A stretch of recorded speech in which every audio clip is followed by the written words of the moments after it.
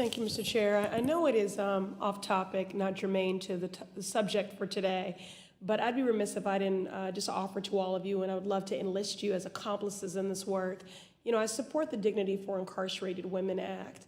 And given the confluence of all of the intersectionality of both oppression and trauma and discrimination here, we know that so many transgender individuals are, have no other choice but to do sex work. I'm for decarceration, but while folks are incarcerated, we need to make sure they're treated with dignity and that they're safe. And so I hope that some of you would be willing to work with me on those protections and those issues specifically. And as I mentioned earlier, vice chairing the task force on aging and families, these specific nuanced issues facing our LGBTQI elders. But my question, Mr. Creighton, was actually on the consumer reporting side of things. I'm a firm believer in data. You know, the best policies are informed by data. That data, to me, are the lived experiences of people. I also believe that that which gets measured gets done. You know, so we need that reporting for the purposes of transparency and accountability. Your organization prides itself as being the voice of the consumer reporting industry. So how can an eviction be reflected on an individual's credit report or rental history report? Right now, we don't collect that information because it's not predictive in whether or not somebody is going to pay back a loan.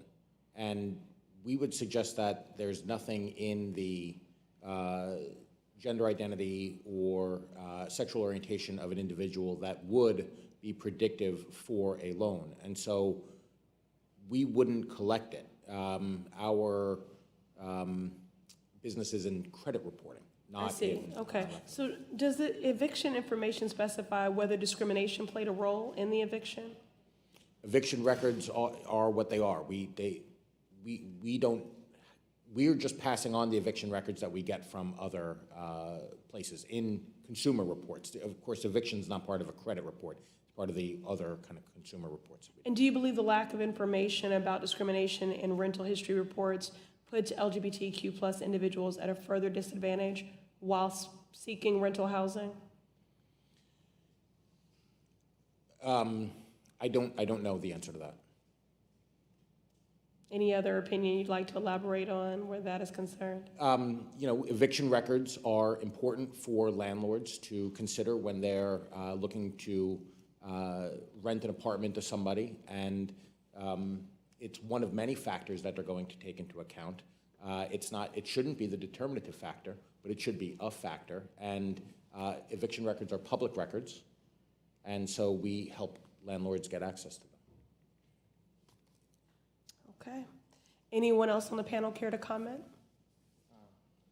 I just want to add that when we try to merge the HMDA data with the Fannie Mae single-family loan performance data, we do find that there is some evidence that same-sex couples are less likely to prepay their mortgage. In terms of default risk, there's no prediction power in terms of that, whether they're more likely or less likely. They're equally likely to default on the loan, but in terms of the prepayment risk, that's still a legitimate risk factor to lenders. There's a prediction power that same-sex couples turn out to be less likely to prepay for their loan. So there is some chance that it might have some prediction power in terms of the overall credit risk assessment. Thank you, Professor Sun. Anyone else? We've got about 1:19 left here.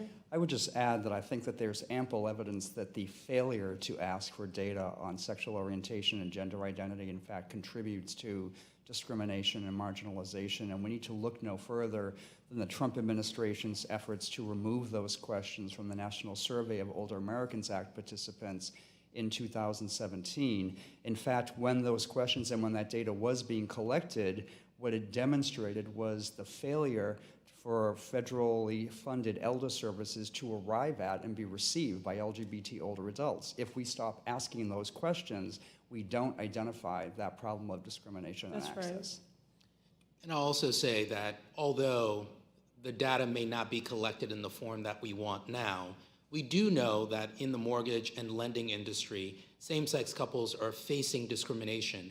If you receive a lending application or a mortgage application from Ben and Peter, as opposed to Ben and Susan, we know that that application is being treated differently. And we know from our history, we know from redlining, we know from mortgage-backed securities that the financial sector has unfortunately treated racial minorities, disadvantaged groups differently. And unfortunately, it's the same here for same-sex couples and members of the LGBTQ community. Thank you. Thank you, panel. Gentlelady's time has